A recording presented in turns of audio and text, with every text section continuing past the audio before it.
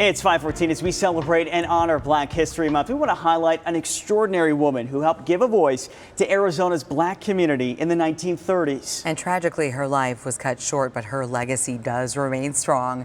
Here's our Allison Rodriguez.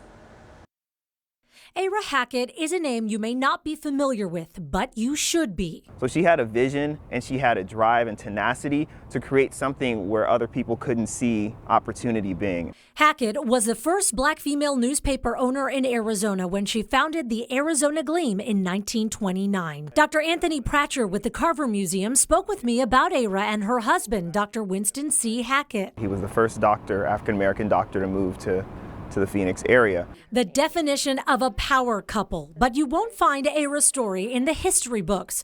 That's why the work Sativa Peterson is doing at the State of Arizona Research Library is so important. We had a grant to digitize 100,000 pages of historic Arizona newspapers. We stumbled upon the Arizona Gleam and Mrs. Hackett's story. I mean, I don't think it's that widely known, and she's such a pioneer of Arizona journalism. Hackett had an all-female staff when the paper started, and it was published out of the Hackett's home off of Jefferson and 14th Street in Phoenix. Now, the house has since been torn down, and all that's left is this empty lot. There's no plaque or historical marker, but it was here that the Hacketts carved out their place in Arizona history. Initially, the paper focused on church and home, but the times were changing, and so was Mrs. Hackett. She starts writing editorials, and she starts speaking out about promoting Black business, promoting home ownership, and speaking out against prejudice. There's no telling how far she could have taken the Arizona Gleam.